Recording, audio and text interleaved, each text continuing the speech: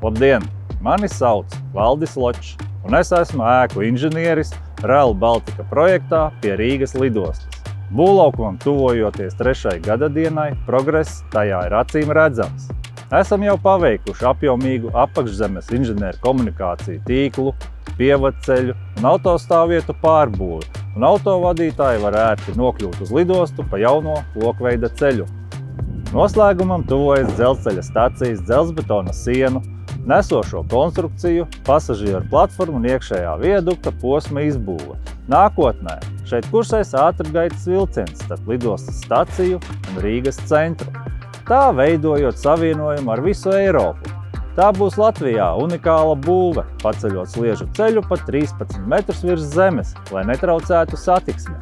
Jau pārskatāmā nākotnē stacijas ēka sasniegs savu augstāko punktu, taču vizuāli novērtēt iespaidīgās aprises šobrīd var jau jebkurš lidostas apmeklētājs.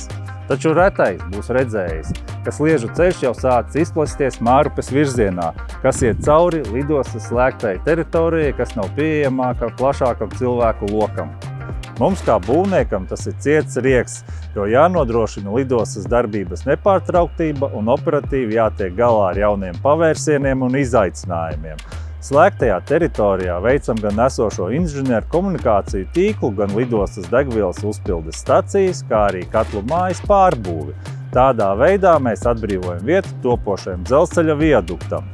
Šobrīd veiksmīgi jau notestēta puse no viadukta balstu testa pāļiem Mārupes virzienā.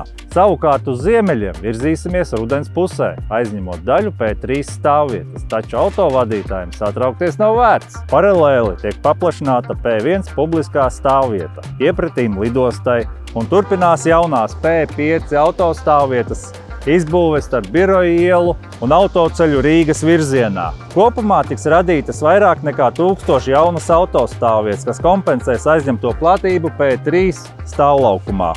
Un skatoties jau tālākā nākotnē, nākamais būvdarbu posms paredz dzelzceļa uzbēruma izbūvi Rīgas un Mārupes virzienā. Tai skaitā pārvada par Ulmaņu gatvi būvniecību, lai savienotu lidostas posmu ar pārējo Rail Baltica sliežu ceļu. Pateicamies visiem lidostas apmeklētājiem un darbiniekiem par pacietību un sapratni būvdarbu laikā. Būvējam labākai rītdienai!